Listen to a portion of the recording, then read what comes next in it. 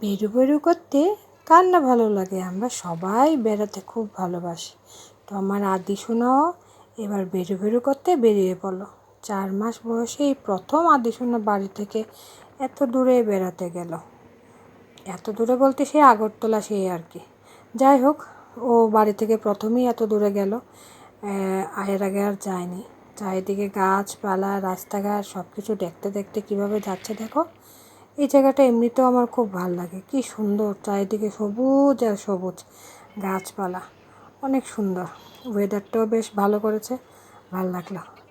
তো আগরতলা ঢুকেই আমরা টমটমে উঠে পড়লাম। অনেক দিন পর সবাই একসঙ্গে বেরোলাম মামা দাদুর বাড়িতে। আদি ওর মামা দাদুর বাড়িতে গেছে, ওর বম্মা দেখো, ওরা 4 জেনারেশন একসঙ্গে। আম্মা, তারপর ওর বাবা, ও আর ওর বড় মা, মানে আম্মার মা। এরপর আদি সোনা চলে গেল ওর বড় মানির বাড়িতে। বড় মানি গোপু সোনাকে আদর করে আরতি করে ঢুকাচ্ছে ঘরে। দেখো কি সুন্দর আরতি করছে ওর বড় মানি। আর আদিও কি সুন্দর তাকিয়ে আছে, কোলে পা নাচছে, দেখছে সব কিছু কী হচ্ছে না হচ্ছে।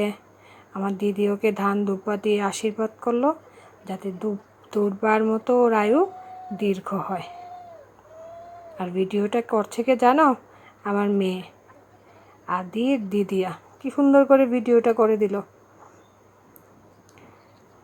এখন আস্তে আস্তে আবার যাবার পালা শুরু হয়ে গেল। মামি আম্মা, মাসি আম্মা সবার সঙ্গে বসে আদর খাচ্ছে। কোলে কোলে থাকতে পারলে উনি খুব খুশি। বাস, আবার বেরিয়ে পড়লাম। এই মাঝখানের 1-2 দিন বেশ ভালোই কাটলো। এখন আবার ফিরে আসে আগের রুটিন। আবার সেই সবুজ গাছপালা দেখতে দেখতে চলে আসছি।